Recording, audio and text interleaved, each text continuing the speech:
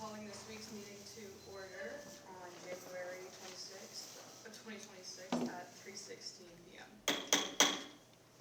First up is February 2nd. Yeah, that's not the date. February 2nd. First up is roll call. Vice President Knopf is here. Senator Biagini is here. Graphic designer Kurtai. Here. Senator Cebulski. Here. Treasurer Phil. Here. DDE Frank. Here. Chief of Staff Gary. Here. Recording Secretary Hildebrand. Here. Senator Loris. Here. Comms Director Lucero. Here. Senator Mahone. Here. President Rangel. Here. Senator Roberts. Here. Senator Sharifi. Here. Parliamentarian Wraith. Here. All right, perfect. So first up, we've got to approve last week's minutes, and by last week's I mean 2 months ago. So this is December 8th. Pretty much all we did was vote on winter funding.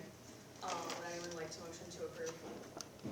Senator Biagini, would anyone like to second? Senator Cebulski? All right. And then today for our agenda, we've got President Rangel has a meeting report from 2 weeks ago. I've got a couple of things to talk about the globe and prepping the semester.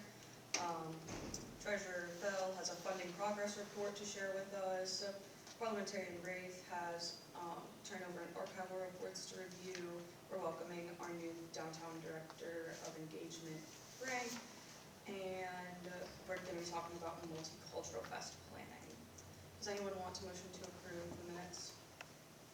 Senator Biagini, Senator Cebulski seconds. Perfect.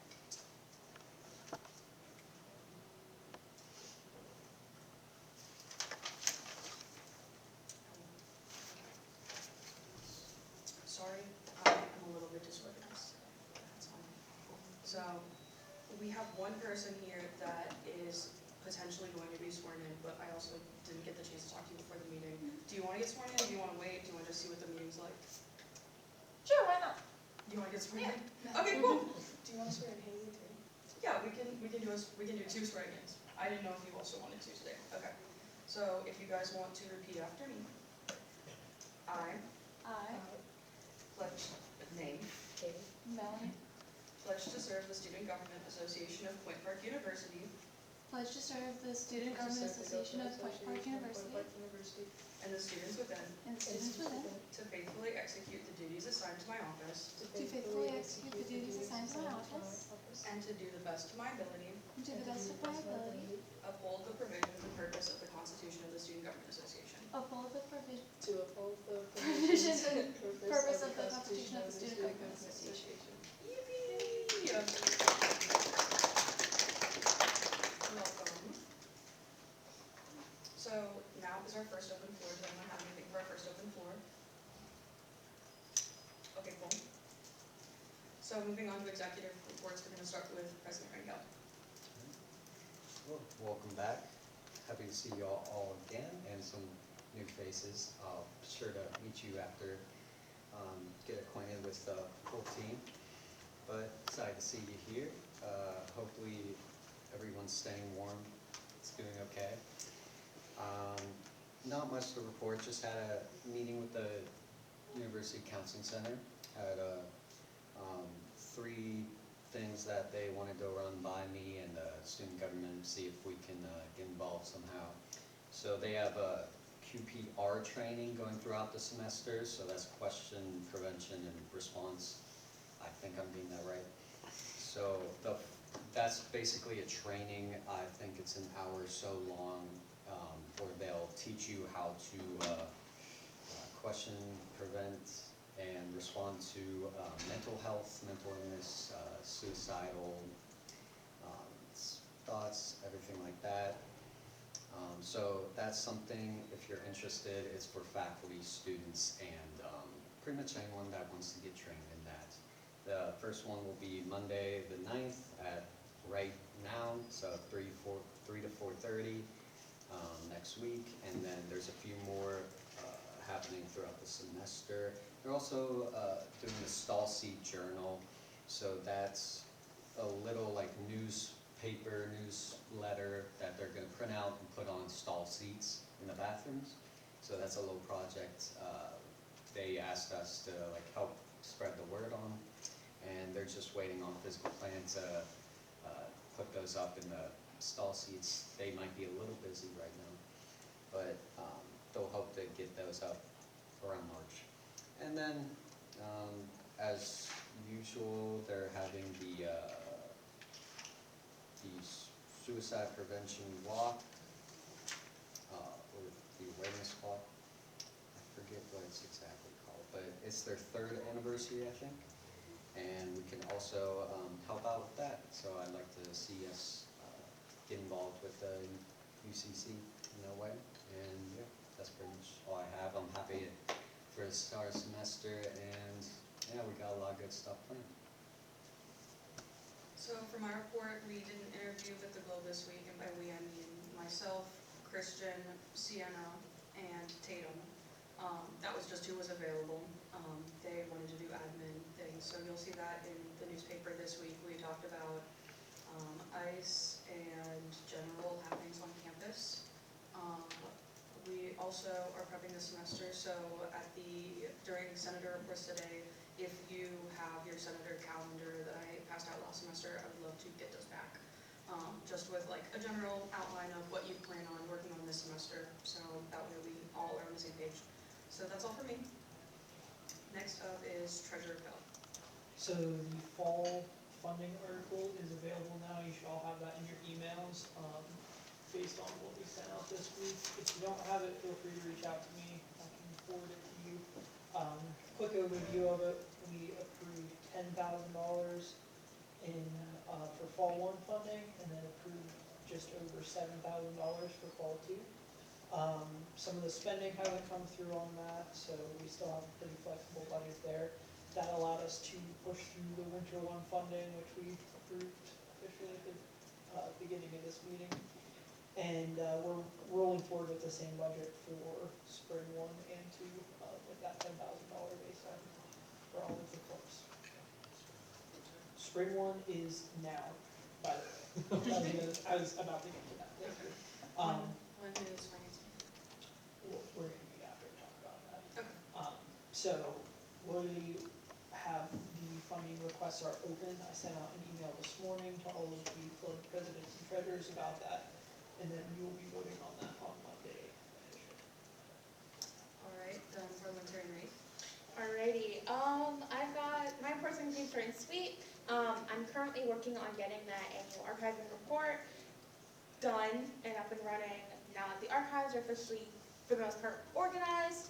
The hope is, as of now, to present that at the annual SGA banquet that is happening towards the end of the semester. My next big thing is currently setting up like turnover report binders, going off of like pre-existing turnover reports that I found while going through that work of organizing the archives. The goal is for like future turnover reports to have like little binders that future officers can look back on and be like, well, this was happening like 2016 or like whatnot. So that sort of thing, and that's also currently a thing that I'm working on, along with writing my own turnover report that will be handed over for the future parliamentarian to use and take with them as they go into their term. But that's pretty much all I've got to say on that. And then finally, we're welcoming our new Director of Downtown Engagement, Frank. Yay! Hello, hello. May I speak quickly? No. Absolutely not. Yeah, so I'm super excited to be in this position. Obviously, it's a brand new position here at student government, all about, further connecting our student body and our school in general to the surrounding downtown area. The first thing I did after being appointed is I went down to the Center for Civic and Community Engagement with President Rangel to speak with Heather Fiedler, who's the person in charge over there, and she was not there. So I actually went back the next day, and I had a lovely meeting with her. And we decided that a common goal that the both of us share is to try and bring a greater draw to our side of downtown, right? When you're sort of this invisible line that runs through about Market Square.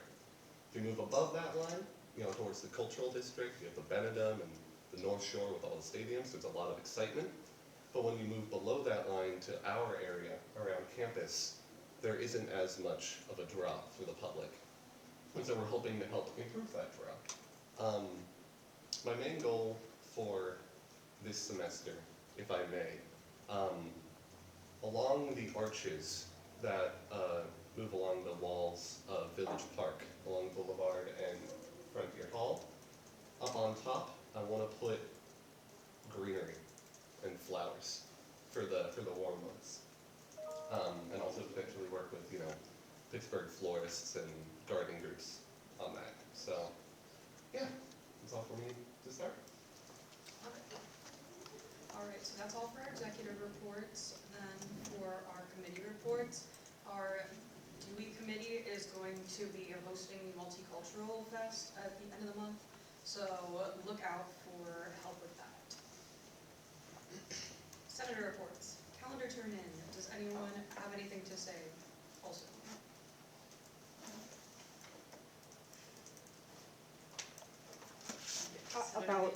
About just the calendar, or No, like? just in general.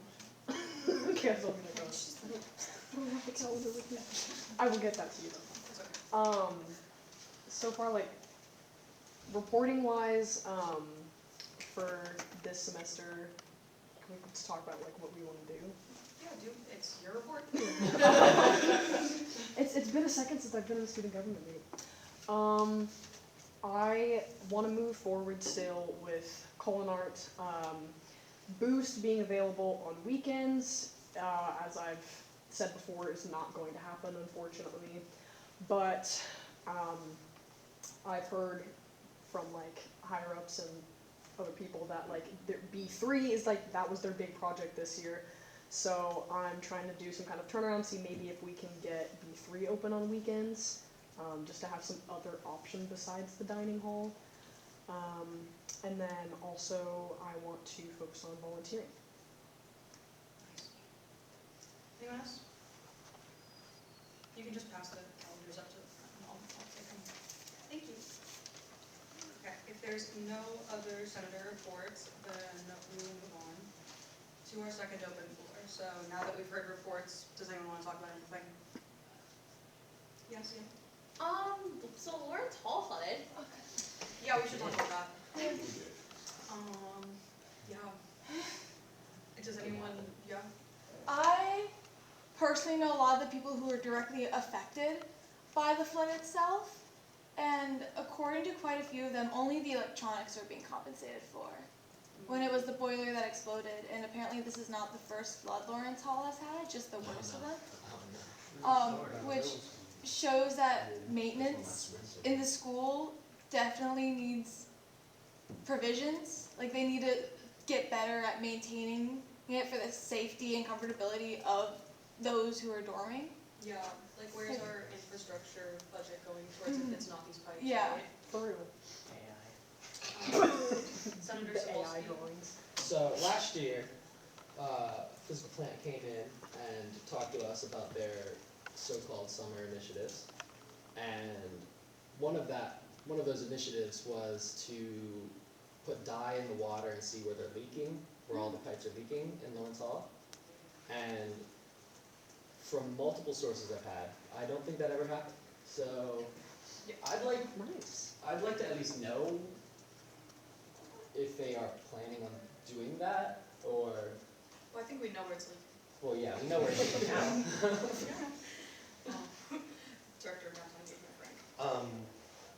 For us as people, for us as students here at Point Park, I would like to encourage everyone to make this situation as known as possible.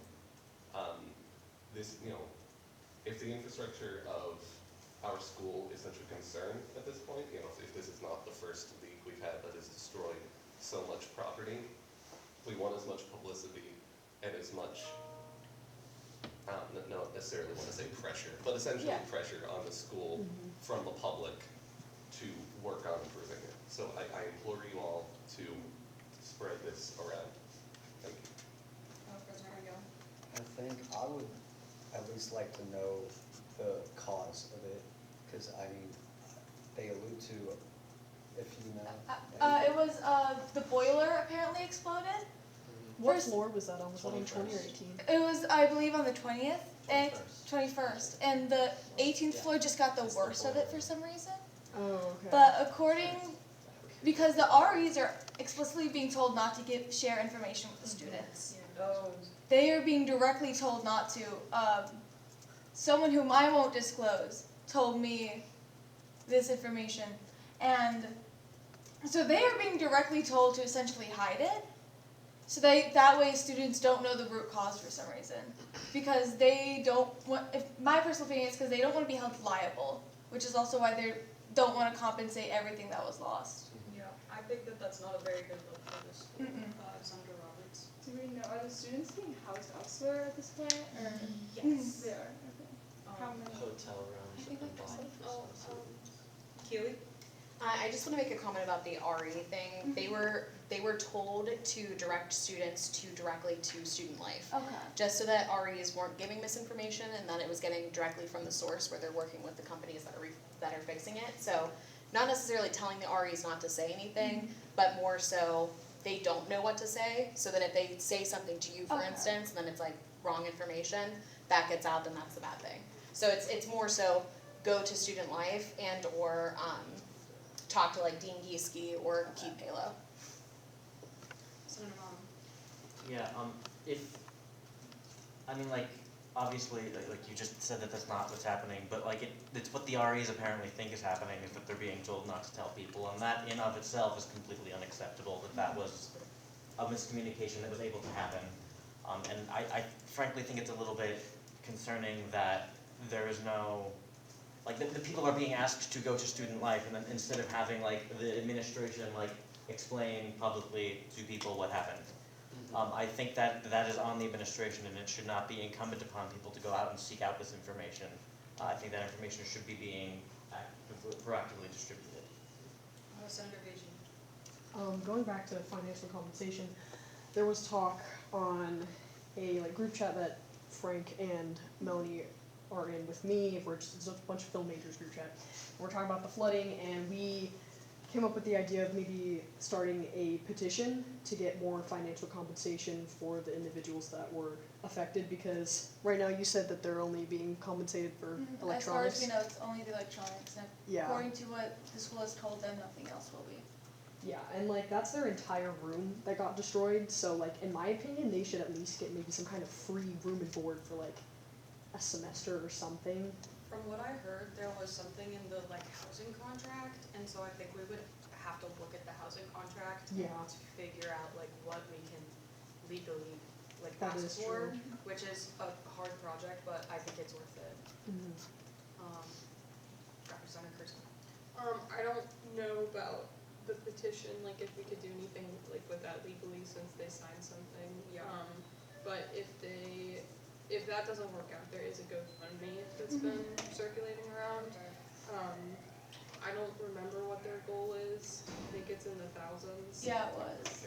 Yeah, They're so, making really good progress on it. Yeah. Already. The community has really pulled through. yeah, it's not the best thing ever to ask everybody to have to pull out of their own pockets and everything, because obviously the university should be doing something about that so that we don't have to, but $25 is what I gave, you could get 5.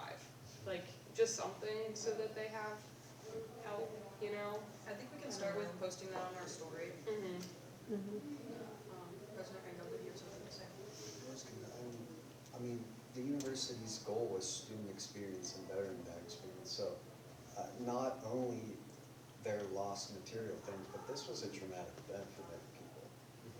And especially in the cold winter months when you're starting, just getting into that routine, your whole semester outlook is thrown off, and that has a toll on your mental health too. So I think that should be included, at least in consideration as well. We were just talking about what is going to be compensated for during the flooding versus what they signed in their contract, they're not allowed to compensate for. Does that make sense? No. with all respect in the world, I say that no. So the way it works for the university, so that you know, is that compensation is determined on responsibility. Who's responsible for what got damaged? So I give you an example. There have been times in the past where somebody has decided to block their sink for whatever reason and forgot about it, and then they leave their room and then it floods the entire room, right? And there's a bunch of stuff on the floor and that stuff gets damaged. The university is not responsible for replacing that because it was not our fault for that happening. Versus something like this where there was a tank that broke, and so the university is responsible for making whole that what got damaged, you know, those kind of things. Now, within that, I used this earlier today. I give the smallest example. So I can't replace a poster that was on your wall that you bought when you were 8 that is no longer in circulation, right? There's no way I can replace something like that.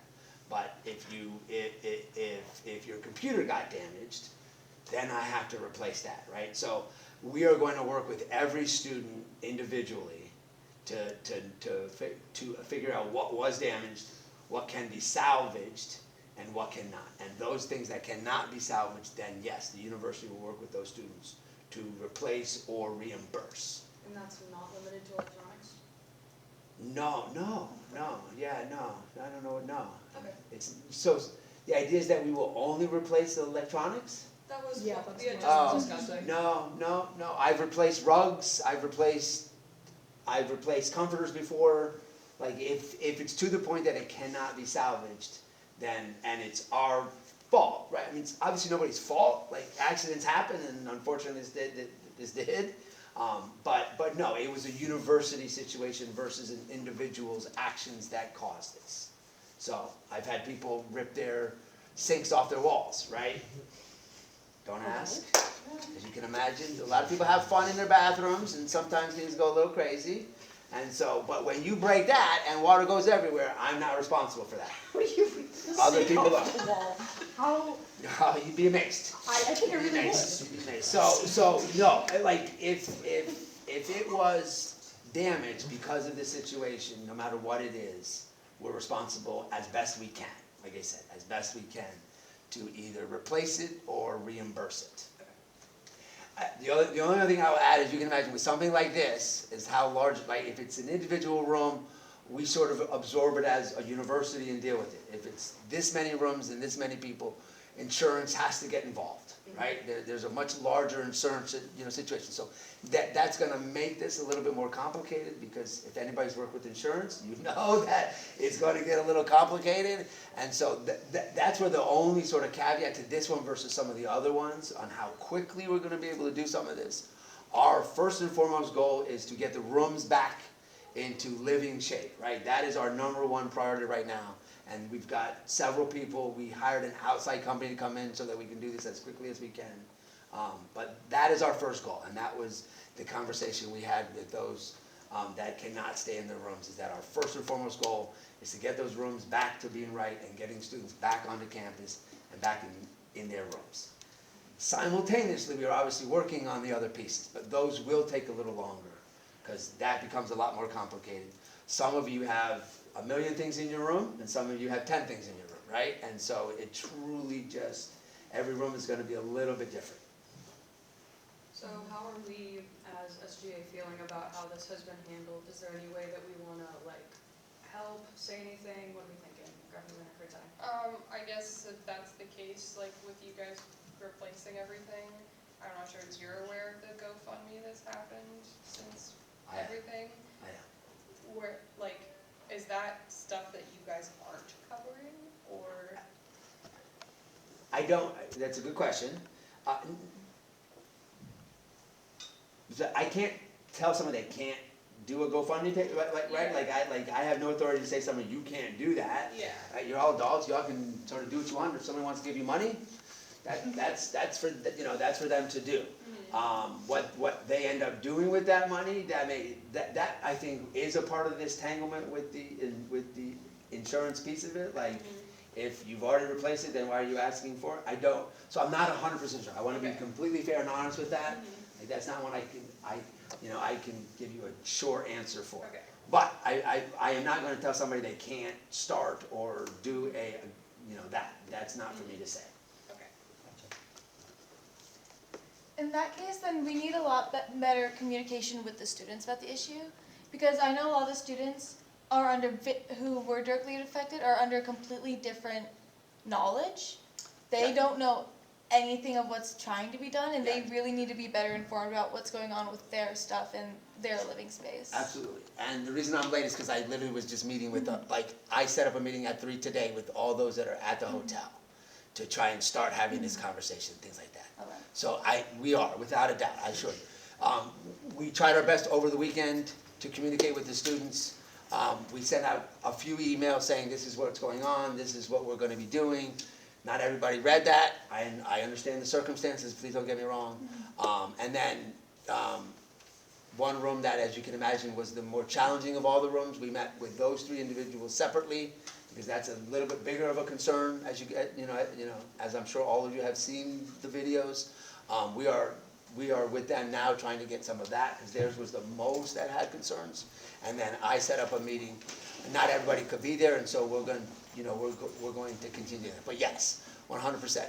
We needed the first 36 hours to find out how big of a deal it was, right? Like that was, and we asked for a little bit of patience on that point. First thing was stopping the water, second thing was getting all the water up, and third thing is then now what does that mean? What needs to get, and that's sort of where we're at right now. We have clearly stopped all the water, we have gotten all the water up, and now it's okay. There's a bunch of carpets that because they're all carpet squares, all the glue is now off, and so all those little things, or big things, however you want to look at it, we needed to sort of get it fixed, and then see how bad it was, and see what really does need to get replaced and stuff like that. So that's sort of where we're at in that process. And so I did, and we will continue to meet with them. Absolutely. Senator Biagini. I'm just wondering, is there anything being done to prevent this happening in the future? Because I've heard It's not a preventable thing. It's a true accident. Like stuff breaks, right? With all respect, if any of you have ever had a water heater in your house, they last about 20 years. And one day they just break.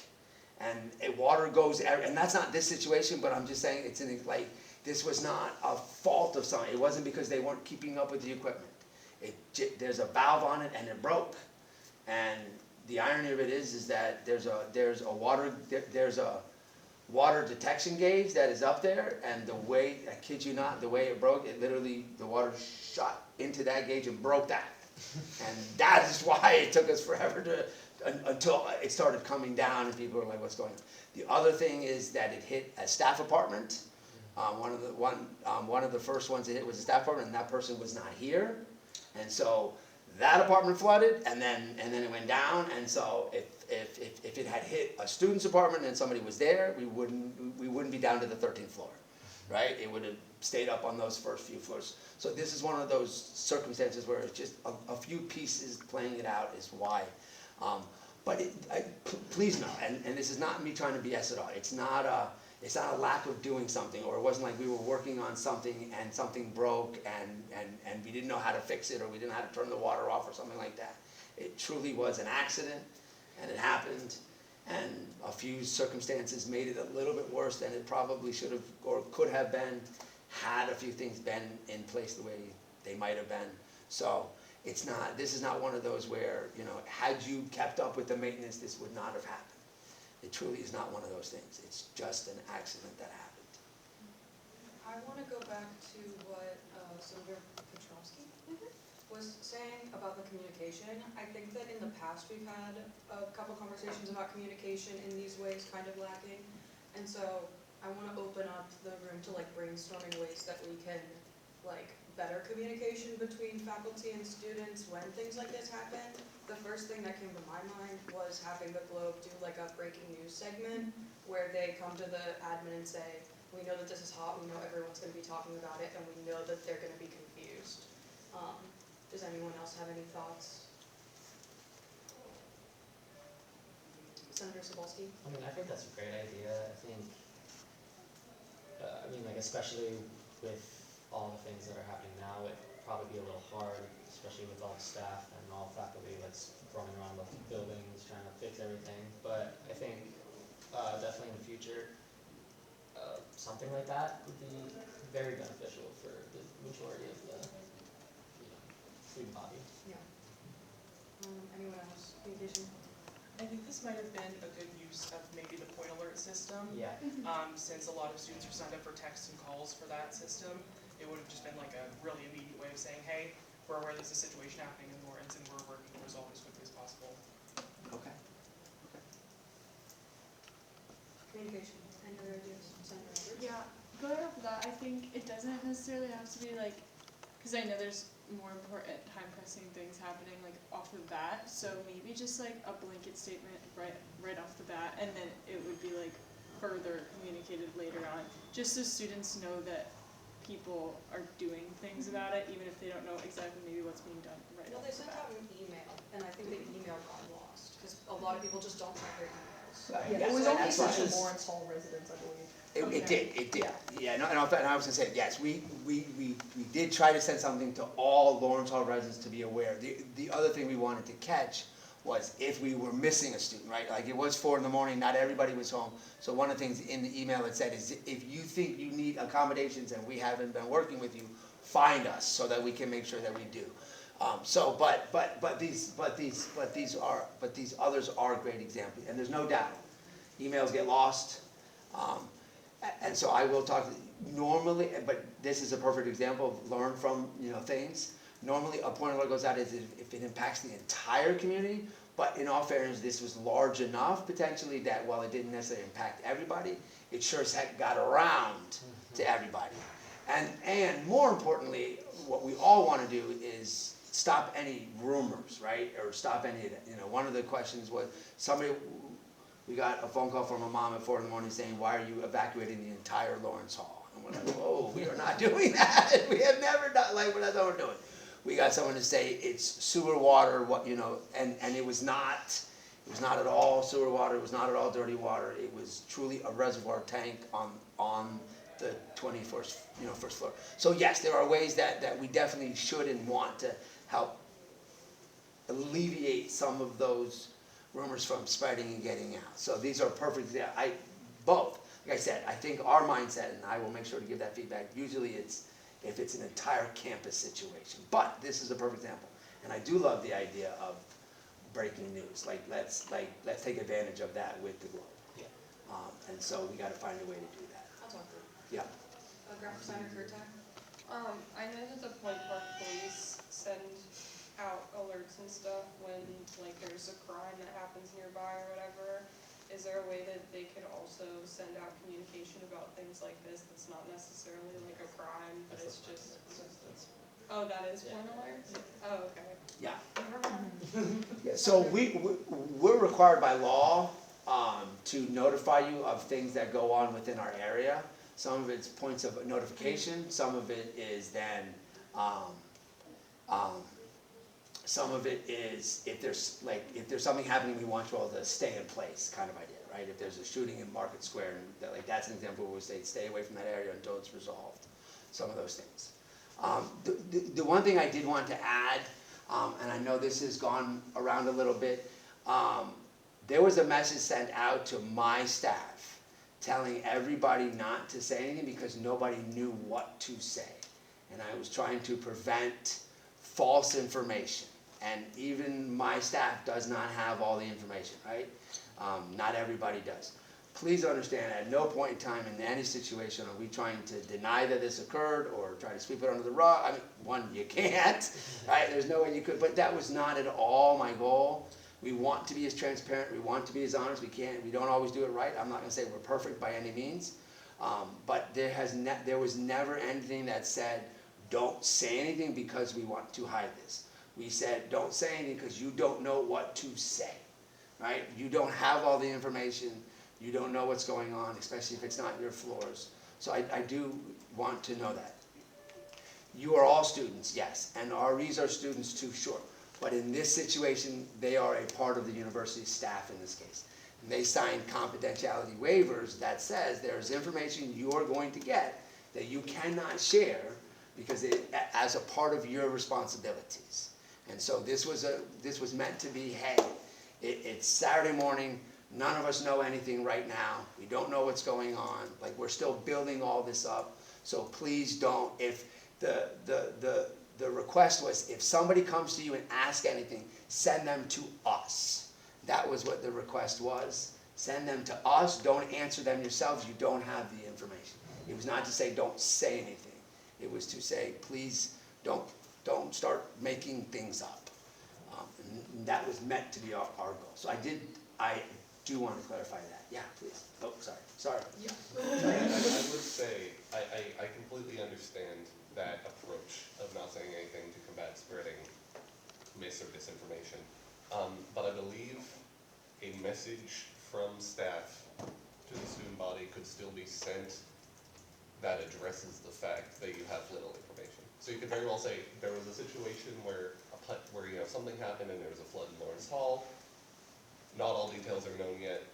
Please hold Absolutely. for further information. And Absolutely. that would alleviate or reduce that probability of, because if we the students don't know anything, then we the students are gonna start. Sure, I hear you 100%. I do. So I feel like that may have been, using point alert or something, a better approach. And then later, when you get those details, you can send a follow-up list. Of course, I hear you 100%, without a doubt. President Hagan. Yeah, I would say I was in the midst of the chaos. It probably happened at the worst possible time on Saturday, 12 a.m. That's when I sort of got like the groupie messages and everything. But I'm sure the REs are talking about it right now. In the midst of the chaos and everything, I think in my experience, they did a lot to help us. I think, especially Miguel and Maria, they did a pretty good job in the midst of everything. And I do agree, well, communication could be better after the fact, but I think they did a good job. But I have one question with that, like, do we have some kind of procedure in place for flooding incidents like this? Or is it just reactionary? Because we have had floods in the past, especially around the winter. I'm not sure if this is something like we prepare for, the REs prepare for. Yeah, that's a good question, because I mean, again, I will always be honest and transparent with you. In thinking of what we do with training, I don't know that flood is one of the scenarios that we really go over. So now, thanks. It will definitely be something we do in the future, right? But in all fairness, I mean, that is a good point. No, it's not something that we have necessarily gone over as a team, in the sense that if there's a major building flood, what then? So it will be in next year's training, I can assure you that. Yes. All right, anything else on the flooding? But just to answer your second point, it is reaction at some point, right? I do want to be honest about that. It is reactionary at some point, because where it happens, when it happens, and sort of how big it is truly changes how much we do. So some of it is reactionary, but yes, there are some things we will definitely take from this and learn from, and make sure we make some tweaks for the future, without a doubt. That could be also something like you train the students in too, because I know some of them are relying on the groupings instead of just calling. Sorry, I have no idea why. It's been for Darnold, he's gone from I have no idea what that is. I have no idea why it just went off. Sorry. So if they knew to like just immediately, for any sign of water, just call the police. Or whatever. Christian, I can only go so far. I will be honest with you, with all respect. I don't know that I need to tell an 18-year-old, if there's water flowing out of your ceiling, your first call should be to me, the university, not sending it on. So with all respect, right? Like I can only go so far in some of this and say I don't think I need to tell somebody when there's water literally pouring out of your ceiling. The first call should be to public safety. But I will make sure we try to reiterate some of that. Just another thought on like training, maybe displacement is like a something that they could be trained on, rather than just like flooding specific, just like if students need displacement in the night. That's my thought. How did you all enjoy your snow day? It was awesome. Yeah. Cold. It was fun. been there for Oh like my gosh, that was so cute. Oh, I took a photo of it. I love the snowman. I saw it. Giesky? I want to thank you all as students. So one thing, I talked to Andy and his group. One, we all should say that they did an amazing job with removing the snow. Like the team that's responsible for overseeing it, for anybody who walked around the city, there is no question that they deserve beyond kudos for how hard they worked Sunday, last week, clearing everything out. When I spoke with them, they said several students were thankful, several students asked if they could help, which of course we're like, no, that thing, no one's getting hurt on our watch, kind of thing. But I do appreciate that you all as students recognize what they were doing, recognize how hard they were working, and spoke to them. So thank you for that, because obviously, that's the hardest thing that they have to deal with. And 10 plus inches of snow, trying to find where to put that is not easy at all, and to ensure a clear space. So thank you for trying to be supportive of that. Does anyone else have anything for this week, like open floor wise and not just like casual stuff? Cool. I did a D&D one shot. What else did you guys do during the snow? DJ. Me and my roommates went out in it and got Duncan, and we just like took pictures in the snow, and it was really cool. And I don't get to see snow, like that much snow fall down from like nothing, and then just it appears over, and I'm like, there's snow here? What? I'm from Texas, I don't get I saw people with umbrellas. It was that much snow. umbrellas, that's crazy. Melanie? I was just gonna say, during the snowstorm, I also went sledding at Frick Park Oh my on gosh. a bin, the lid of a bin. Because You got it. Five Below was closed, we couldn't get a snowboard. I literally asked Yik Yak if anyone has skis. I was like, if you saw that was me.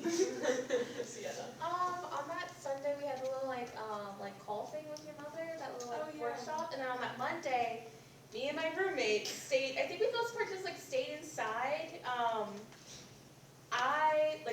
We had hot chocolate. We hung out. I played Persona 5 Royal for way too much time. Yo, that's so fun. Frank? Did you guys see the dune buggies? Yes, I we did. saw them, I was up in academic hall, and I just saw them skirt around from Linda Boulevard and race down. That's so awesome. There was a cabal of like 3 or 4 dune buggies. Yeah, we saw in it the out the snow. window. What? Uh, I don't know what those are. They're like race car type things. They're like in between a bike and a car and a race car and a, Like I don't those know. military cars. Yeah, they're cool. The wiry ones. Yeah, I'm not gonna lie, I'm not getting a clear picture. I saw those like all the time in El Paso because like we're in the desert, so like dune and like White Sands only a few hours away, so like dune buggy is like a not uncommon thing. Yeah. But when I saw it here, I was like, Yeah, it's like in different Pittsburgh. experience. It's a common thing to do it, so. Alright, I'm pretty sure we've got nothing else to talk about today. So with that, the meeting is adjourned and our next meeting is accurate, which is February 9th, 3:15 in this room. Bye. Yeah.